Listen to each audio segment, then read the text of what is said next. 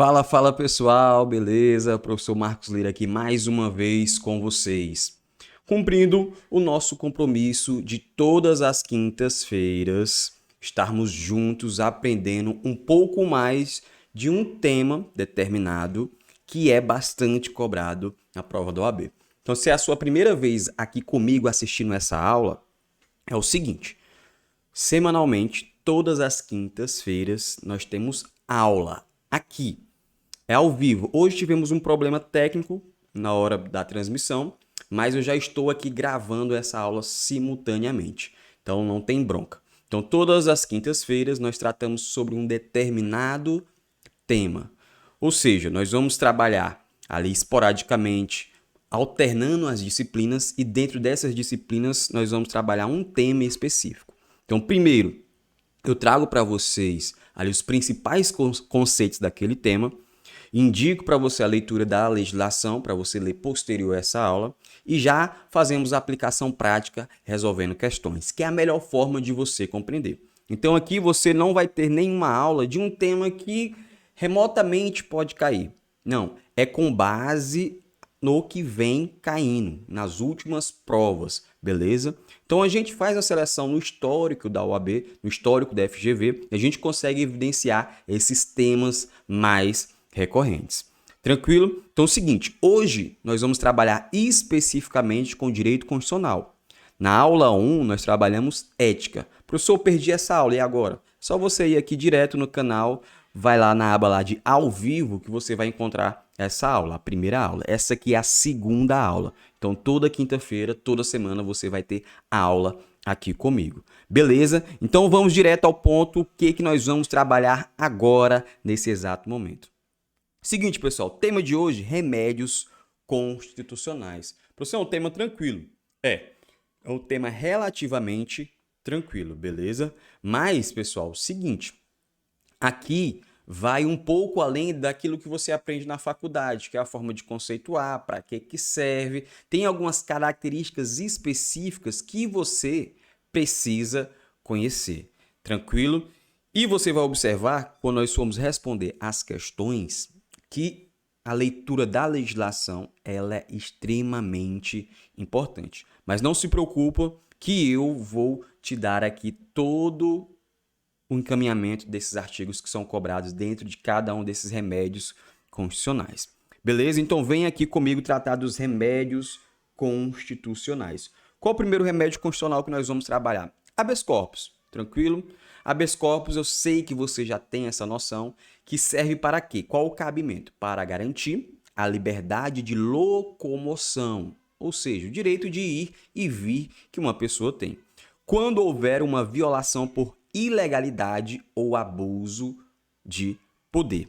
Quem é que pode impetrar o habeas corpus? Qualquer pessoa, pessoal. Qualquer pessoa pode ser impetrante. E o impetrado, aí nesse caso, vai ser a autoridade que praticou atos ilícitos ou abusivos de poder. Geralmente um juiz, certo? Geralmente um delegado, mas pode ser qualquer uma das autoridades. Tranquilo, simples e básico. Agora se liga nessas informações importantíssimas sobre o habeas corpus. Primeiro, o habeas corpus ele pode ser impetrado por qualquer pessoa, beleza? Então não precisa ser advogado. Não é só advogado que pode impetrar, qualquer pessoa. Inclusive nós vimos isso num tema que repete essa informação lá em ética, tranquilo? E o impetrante aqui pode até ser mesmo o próprio paciente. Então, eu que estou com o meu direito de ir e vir violado, eu mesmo posso confeccionar o meu habeas corpus. Inclusive, o habeas corpus pode ser preventivo, ou seja, quando há a ameaça à violação do meu direito de ir e vir. Ou seja, ainda não foi violado o meu direito, mas há ameaça. Aí nós chamamos de habeas corpus preventivo. Muita atenção que não cabe o HC em relação a punições disciplinares militares, beleza? Essa é a regra. A exceção seria no que diz respeito para analisar a legalidade, tranquilo? Ok, Ok. Além disso, muita atenção, o HC ele é gratuito. Então, se lá na prova estiver afirmando que precisa pagar alguma taxa, certo? Alguma custa processual, então você já sabe que o HC ele é gratuito. Tranquilo? Outro remédio constitucional seria o habeas data. Tranquilo, tranquilo, tranquilo, acompanhando. Falamos de HC, agora o habeas data. Para que serve o habeas data? É para assegurar o conhecimento de informação, certo? Informação relativa ao quê? Simplesmente informação relativa à pessoa do impetrante. Então, a pessoa que vai impetrar o habeas data, ela está buscando informações quanto a ela mesma, certo?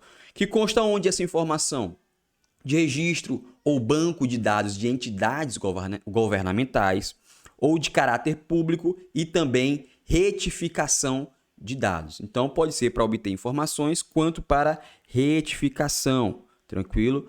Fazer alguma alteração dos meus dados. Fui lá no órgão público, solicitei alteração e não fui atendido, tranquilo? Então, além disso, o habeas data ele é cabível também para a anotação nos assentamentos dos interessados, de contestação ou explicação sobre dado verdadeiro, mais justificável e que esteja sob pendência judicial ou amigável. Beleza? Palavra-chave: informação, para eu entrar com habeas data.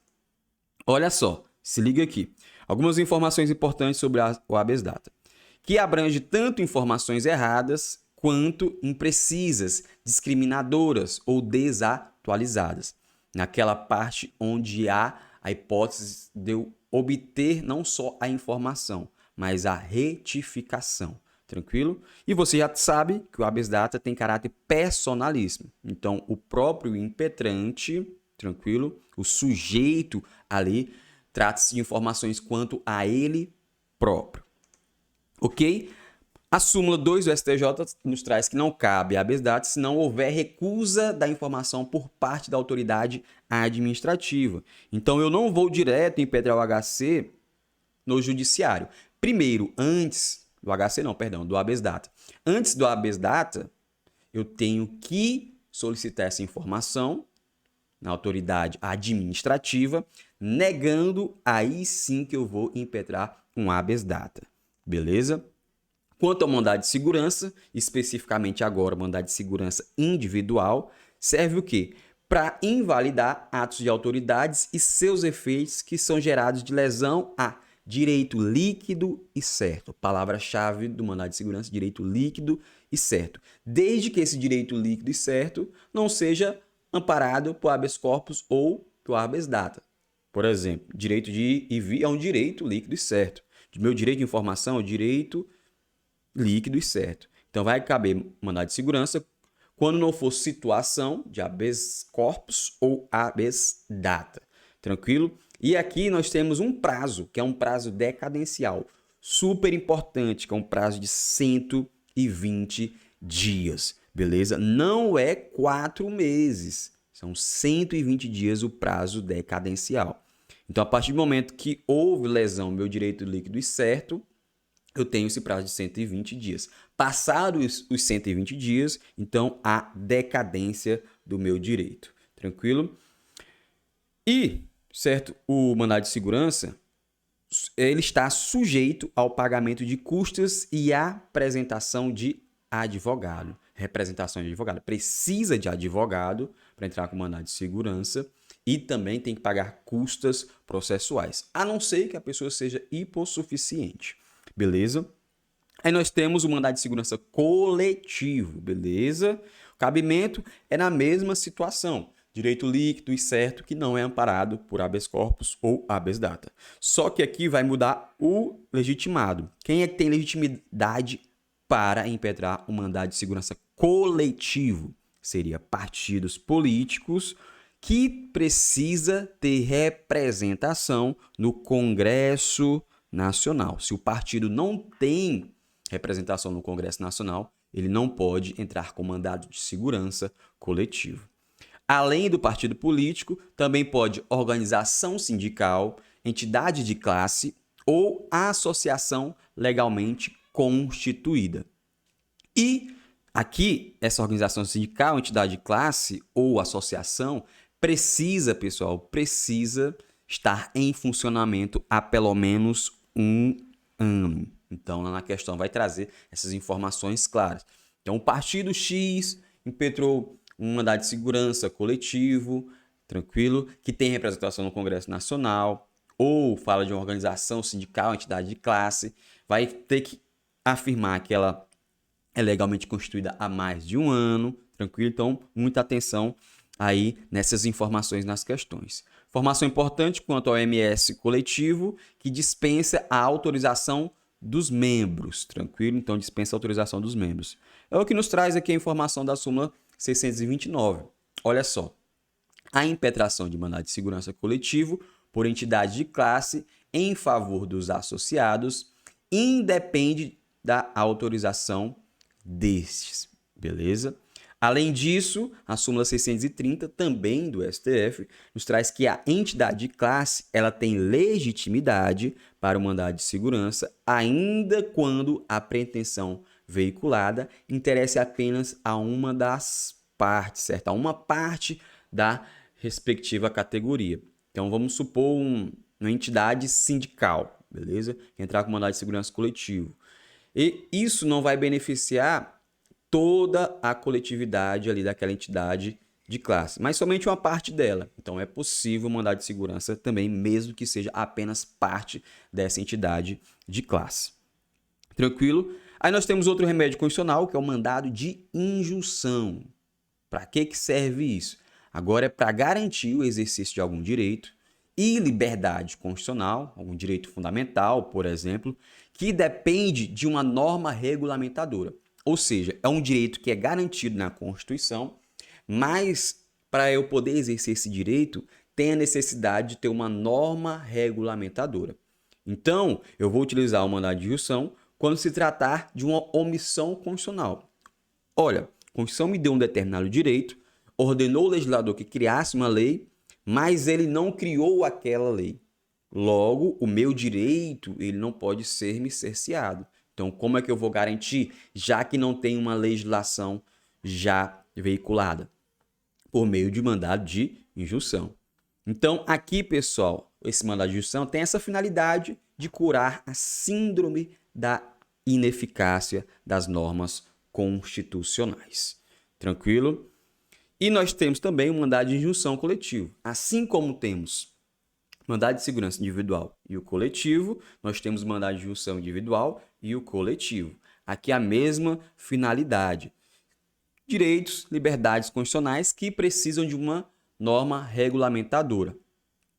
Aí aqui a legitimidade ativa vai ser quem? Partidos políticos que tenham também representação nacional. Repete também a organização sindical, entidade de classe, associação que precisa ser legalmente constituída e em funcionamento há pelo menos um ano, igual lá no mandado de segurança coletivo, só que nós vamos inserir dois legitimados a mais, que seria o Ministério Público e a Defensoria Pública. Ministério Público e Defensoria Pública somente no mandado de injunção coletivo. Não pode impedrar mandado de segurança coletivo. Tranquilo? Atenção a essa informação. E aí, pessoal, nós temos a ação popular. Para que serve a ação popular? Quando o cidadão, beleza, pretende anular um ato lesivo ao meio ambiente ou se trata de algo relacionado à probidade administrativa ou o patrimônio, tranquilo? Quem tem essa legitimidade ativa é só o cidadão. Então, se lá no enunciado trouxe a expressão fulano de tal, cidadão, você já, acende a luzinha. Ação popular aqui, pode ser que seja ação popular. Quem é cidadão? Cidadão é aquela pessoa que tem título de eleitor ou documento equivalente, tranquilo? E onde que vai ser aí ajuizada a ação popular? Em regra, ela deve ser interposta perante o juízo em primeira instância, ou seja, na justiça comum. Algumas informações importantes quanto à ação popular, que pessoa jurídica não pode utilizar desse meio, é necessário ser feita por um advogado e a ação popular é isenta de custas judiciais e ônus de sucumbência, exceto se comprovada a má-fé. Então, o cidadão quer entrar com ação popular, ele precisa ir atrás de um advogado, beleza? Não precisa pagar custas e não tem o ônus da sucumbência, ou seja, se perder não precisa pagar ali a sucumbência, a não ser que seja comprovada má-fé daquele cidadão. E aqui, por fim, antes de nós irmos para as questões, eu vou deixar aqui para vocês separado, certo? Você pode tirar um print agora ou, né, não se preocupe que eu vou mandar esse material para vocês lá no nosso grupo do WhatsApp. Se você está assistindo essa aula e não faz parte do grupo, tem um link aqui abaixo, beleza? Então aqui eu já selecionei todos os artigos que são importantes dentro de cada um dos remédios constitucionais. Lembrem que a prova da OAB ela é quase que 100% com foco em legislação ou súmulas. Então, todas as fundamentações você encontra dentro do seu vade-mecum. São poucas vezes que vai ter fundamentação a jurisprudência que não é entendimento simulado ou uma doutrina. Por exemplo, filosofia. Filosofia não tem como cair lei seca. Então, óbvio que filosofia sempre vai ser doutrina. Mas as outras disciplinas sempre vai estar englobado ali em maior parte de fundamentação nesses dois institutos, que é a lei seca e entendimento simulado. Sobretudo, a lei seca, que é bem mais importante. No 39º exame, se eu não me engano, foram seis questões que não tinham como fundamento legislação ou súmula. Já no 40º, que foi o último exame, apenas 2 questões não tinham como fundamento súmula ou legislação, que eram só as 2 questões de filosofia. Olha só a importância disso. Então você precisa ler. Não basta ler um resuminho, assistir uma aula. Você tem que complementar com a leitura desses dispositivos. Beleza? Então, se você estiver assistindo agora, se você quiser pausar para ler esses dispositivos, melhor ainda. Tranquilo? Mas não deixe de lê-los posteriormente. Tranquilo? É de suma importância. Agora, nós vamos para as questões. Eu trouxe 3 questões específicas, certo? 3 questões atuais sobre os remédios constitucionais para você ver a importância da leitura da lei seca. Como que é cobrado a lei seca dentro da prova da OAB. É de suma importância. Mas antes disso, aproveita e faz o seguinte. Se você ainda não se inscreveu no canal, se inscreva agora, que ajuda bastante, porque a partir de agora nós vamos utilizar muito esse canal. Já utilizei algumas vezes de forma esporádica, mas agora nós vamos utilizar muito. Toda semana nós temos aula aqui. Então se inscreva e curta aí essa aula e não deixe de deixar um comentário. O que você achou da aula, tranquilo, se você tem alguma dúvida, para que eu possa responder também aí nos comentários. Tranquilo? Então vamos aqui às questões, como que é cobrado. Olha só, primeira questão. A emenda à Constituição inseriu novo direito social na Constituição Federal de 1988. Da análise do dispositivo normativo, extraiu-se que a fruição do direito ali previsto somente seria possível com sua devida disciplina legal. Ou seja, foi inserido ali um direito social, mas ali a fruição desse direito precisava ali de uma disciplina legal, ou seja, de uma legislação, de uma regulamentação. Aí você já acende aquela luzinha, qual o remédio que eu utilizo para isso. Passados 7 anos, sem que o Congresso Nacional tivesse elaborado a referida regulamentação, mesmo após decisões do STF, que reconheciam a mora e determinavam prazo razoável para a edição da norma regulamentadora, Fernando, que entende fazer jus a tal direito, procurou você, como advogado, a fim de saber se há alguma providência judicial a ser tomada para que possa usufruir do direito constitucionalmente previsto.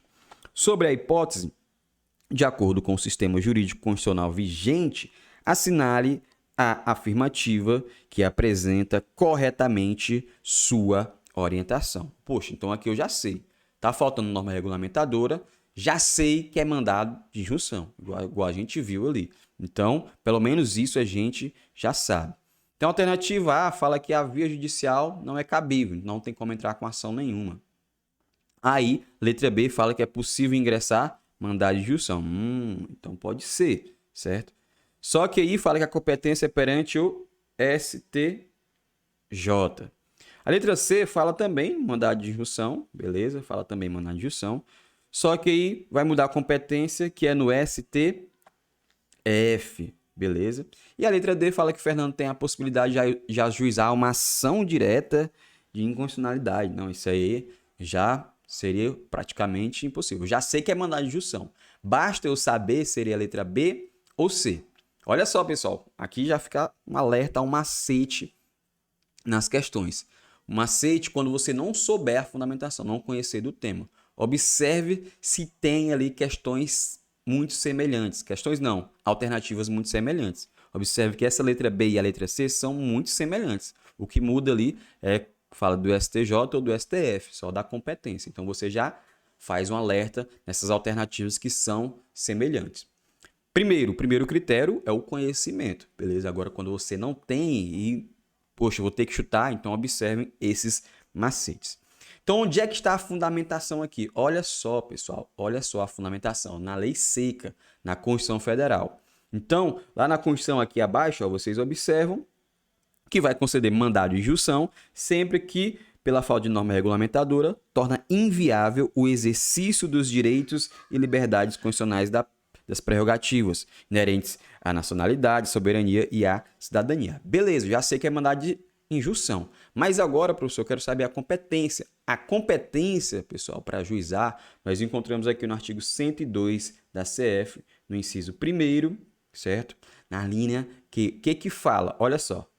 Processar e julgar, originariamente, quem? O STF, galera. É a competência do STF.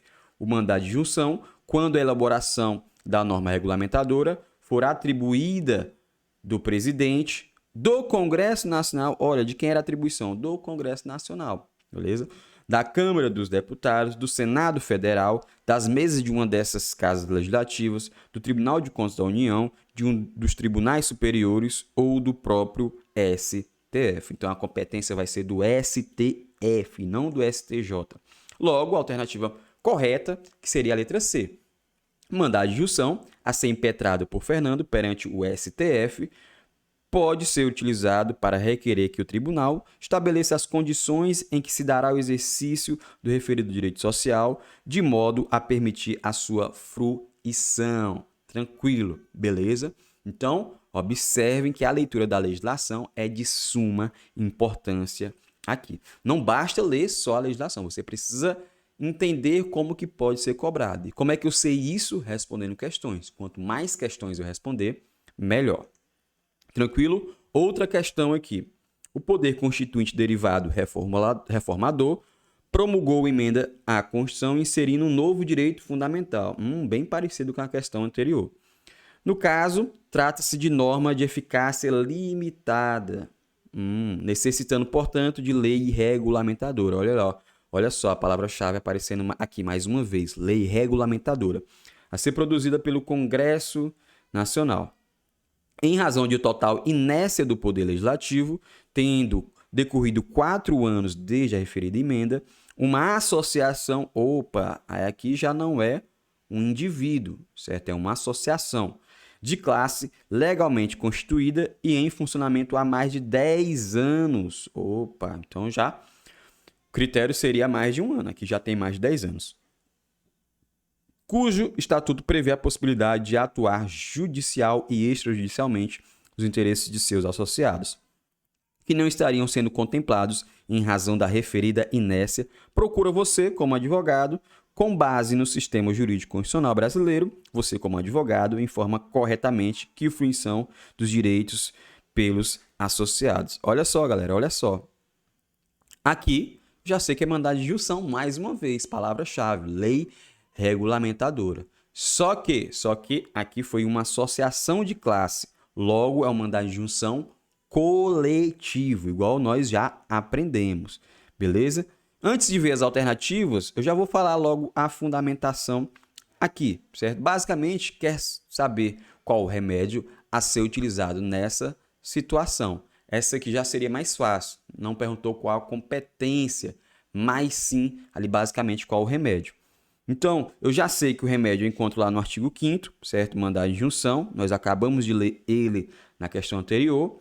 E quanto à legitimidade, embora eu já tenha falado para vocês, mas aqui na lei fala o seguinte, lei 3.300, lá no artigo 12, certo? Mandado de injunção coletivo pode ser impetrado, inciso terceiro, por organização sindical, entidade de classe ou associação legalmente constituída em funcionamento há pelo menos 1 ano. Pronto. Aqui nesse trecho eu já consigo responder a questão. E a questão correta que traduz isso seria a letra B, onde fala o quê? Que pode ser alcançada com a impetração de mandado de injunção coletivo pela referida associação em seu próprio nome, junto ao STF. Olha aí, mais uma vez cobrando a competência do mandado de injunção no STF. A única diferença dessa questão para a outra, que a outra seria mandado de injunção individual e aqui foi coletivo. Então, observe que temas costumam ser repetidos e casos bem parecidos, com apenas alguns detalhes ali de alteração. E a última questão, beleza? Calma que a última questão já vai tratar de outro remédio constitucional, não vai ser mandado de injunção novamente, tranquilo? Aqui ao final, fique aí, certo? Que eu vou mostrar para vocês os benefícios da nossa mentoria. Então, se você está estudando de forma aleatória, está desorganizado, certo? Não tem material, não sabe o que estudar, não tem um cronograma, não tem uma plataforma de questões comentadas. Então, logo após essa questão, eu vou te mostrar todos os benefícios da mentoria. Tranquilo? Então, vamos à última questão. Roberto, cidadão brasileiro, olha aí, galera, ó, o que eu falei lá em ação popular. Quando tiver o nome cidadão, já pisca as anteninhas. Pode ser que coloque o nome cidadão só para te confundir, mas sempre que tiver o nome cidadão, já acione aí suas anteninhas para a ação popular. Beleza? Cidadão brasileiro toma conhecimento que um órgão público federal está contratando uma conhecida empreitada do estado Delta para a realização de obras sem promover o regular procedimento licitatório. A fim de proteger o interesse público, busca obter maiores informações junto aos setores competentes do próprio órgão. Sem sucesso, passa a considerar a hipótese de ajuizar uma ação popular, a fim de anular os atos da contratação. Olha aí, certo? Lembre lá das finalidades, cabimento, para anular atos. Bem como buscar o ressarcimento dos cofres públicos por eventuais danos patrimoniais. Antes de fazê-lo, no entanto, quer saber as consequências referentes ao pagamento das custas judiciais e do ônus de sucumbência, caso não obtenha sucesso na causa. Você, como advogado, então explique que, segundo o sistema jurídico constitucional brasileiro, caso não obtenha sucesso na causa, ponto. O que quer saber aqui nessa questão? Então, aqui já deixou claro que seria ação popular. Só que quer saber referente ao pagamento das custas e do ônus de sucumbência. Nós falamos isso lá no início. Quer saber se, para essa pessoa entrar com ação popular, tem que pagar custas e se tem um ônus da sucumbência caso ele perca. O que traz a legislação antes da gente analisar a alternativa correta? Nós encontramos dentro da própria Constituição. Olha só, quando que cabe a ação popular? Qualquer cidadão, certo? É parte legítima para propor ação popular que vise anular ato lesivo a patrimônio público ou de entidade que o Estado participe, à moralidade administrativa, ao meio ambiente e ao patrimônio histórico e cultural. É para isso que serve a ação popular. Ficando o autor, salvo comprovada má-fé, isento de custas judiciais e do ônus da sucumbência. Então, não tem que arcar com ônus sucumbenciais e nem pagar custas judiciais. Essa é a regra. Salvo se comprovado má-fé desse impetrante. Beleza? Simples e básico. Então, como que eu interpreto aqui conforme a questão? Alternativa letra A. Bacana. Olha só o que fala. Não terá que arcar com as custas judiciais e com o ônus de sucumbência, posto que o interesse que o move na causa é revestido de inequívoca boa-fé, em defesa do interesse público. Simples e básico. Olha só o que fala a alternativa letra B.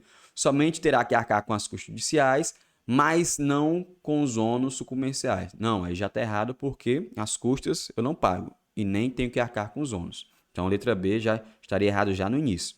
Letra C fala que terá que arcar com as custas judiciais e com o ônus. Não, nenhum dos dois eu tenho que arcar. E a letra D fala que não terá que arcar com qualquer custo, considerando que a Constituição Federal de 1998 concede aos brasileiros isenção de custos em todos os chamados remédios constitucionais. Não é todos os remédios constitucionais. Lembrem, por exemplo, mandado de segurança, eu tenho que pagar as custas processuais. Beleza, pessoal? Beleza? É o seguinte, não saiam daí, fica aqui, olha para mim agora.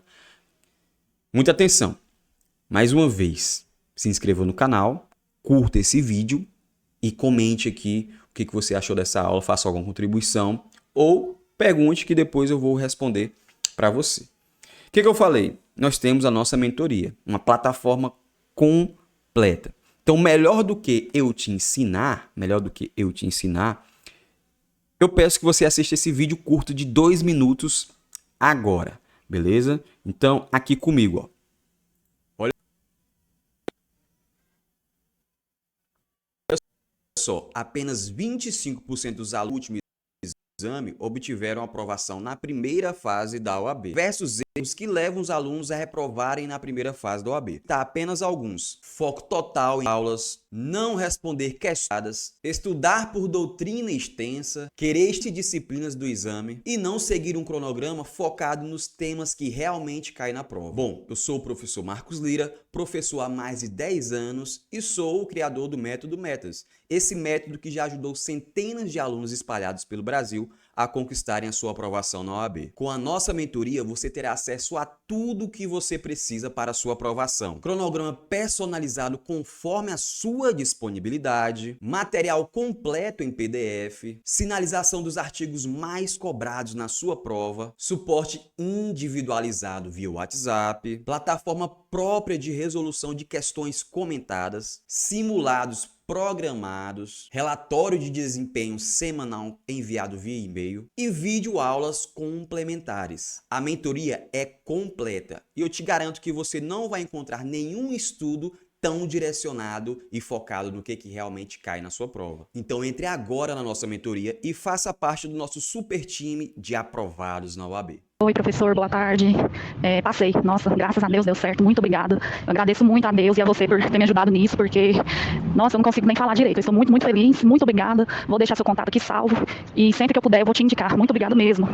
Nossa, professor, você realmente foi um instrumento de Deus para me ajudar, porque é difícil essa situação, mas de verdade estou muito feliz e muito grata por tudo. Muito obrigada.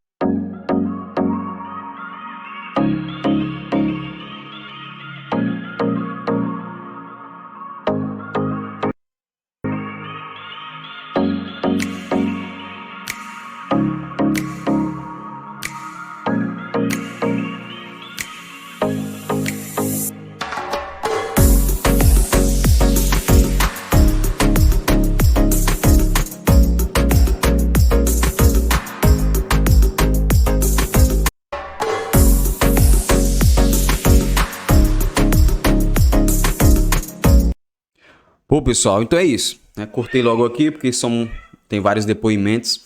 Então é o seguinte, certo? Se você está desorganizado e tudo, tem aqui o link, aqui tem um site com mais informações e tudo mais, que para você ter noção como que funciona a mentoria. E você que faz parte do nosso grupo de estudo lá no WhatsApp, eu vou mandar o material dessa aula de hoje e também vou te informar um cupom de desconto, certo? Mas eu vou te dizer que esse cupom de desconto ele é super especial. Eu nunca nem dei um desconto como esse. Então, pessoal, muito obrigado por estar até o final aqui mais uma vez. Tranquilo. Então, próxima quinta-feira, nós temos mais uma aula. Primeira foi ética, agora tratando de direito constitucional. E ali, na semana que vem, eu estou pensando ainda qual disciplina vai ser, se é direito penal ou processo penal ou direito administrativo. Então, inclusive, você pode responder aqui qual disciplina que você quer para a semana que vem. Então, beleza, pessoal? Um forte abraço e eu vou te aguardar na semana que vem. Esse momento é para te despertar. Agora continue estudando, beleza?